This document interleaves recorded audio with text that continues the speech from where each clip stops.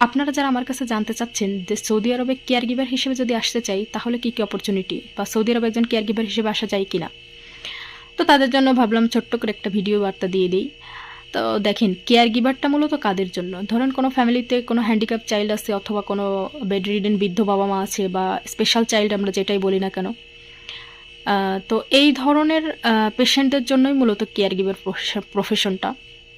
তো ওরা সৌদি আরবে একটা ব্যাপার কি, যে এখানে আমি যাদেরকে দেখেছি সবার ফ্যামিলিতেই একজন করে হাউসমেট ওদের আছে। ধরেন কোনো ফ্যামিলিতে বৃদ্ধ বাবা আছে, তার জন্য মেল কোনো কাউকে রেখে দিছে ওরা, বা বৃদ্ধ মা আছে, ফিমেলদের জন্য ফিমেল হাউসমেট ওরা রেখে দিছে। কোনো ফ্যামিলিতে চাইল্ড আছে, কিন্তু ধরেন স্পেশাল চাইল্ডও না, তাও ওরা হাউসমেট রেখে দিছে বাচ্চাটা দেখাশোনা করার জন্য, বা 2-3টা বাচ্চা যাদের ফ্যামিলিতে অনেকগুলো বাচ্চা তাদের জন্য হাউসমেট ওরা রেখে দিছে। এটাও কিন্তু one kind of care giver. So ওরা না যে নার্সদেরকে কেয়ার গিভার হিসেবে রাখে নাই, ওরা করছে কি, পৃথিবীর বিভিন্ন দেশ থেকে ওরা এই হাউসমেটটা নিয়ে আসছে এবং এনে ওরা হাউসমেট হিসেবেই রাখছে। তো যাই হোক, কেয়ার গিভারের প্রফেশনটা সৌদি আরবের থেকে আমার মনে হয় অন্যান্য দেশে এটা বেশি সুযোগ সুবিধা আছে।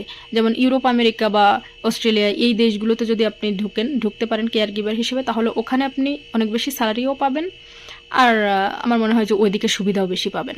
আর সৌদি আরবে হয়তো সিটি এরিয়ায় কেয়ার গিভারের এই সেন্টার থাকলেও থাকতে পারে, আমার এতটা জানা নাই।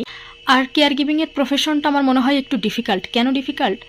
সেটা হচ্ছে একজন নার্সের দেখেন একটা নির্দিষ্ট টাইমে হসপিটালে জব করতে হয়, এর বাইরে কিন্তু তার আর কোনো কাজ নেই, সে সম্পূর্ণ ফ্রি এবং নিজের কাছে পার্সোনাল কাজ সে করতে পারে। কিন্তু কেয়ার গিভার হইলে হয় কি, যে 24 ঘন্টা আপনার পেশেন্টের সাথে থাকতে হবে, বা 24 ঘন্টা কেয়ারটা দিতে হবে, এটা একটা ফ্যাক্ট।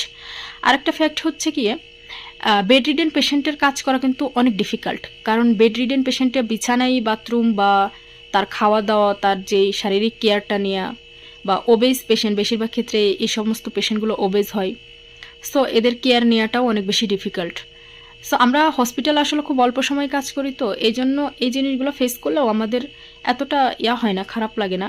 আপনি যেহেতু এই দেশে একজন নার্স হয়ে সরাসরি আসতে পারতেছেন হসপিটালে, সুতরাং আপনার এই কেয়ার গিভার প্রফেশনটা এখানে চুজ না করাটাই ভালো।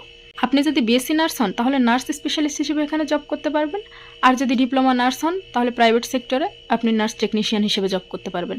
তাহলে কেন আপনি কেয়ার গিভারের প্রফেশনটা বেছে নেবেন বলেন আমাকে একটু। আর যদি কেয়ার গিভারের প্রফেশনটাই নিতে চান তাহলে পৃথিবীর অন্যান্য দেশগুলো আপনার জন্য ভালো হবে, সৌদি আরব না।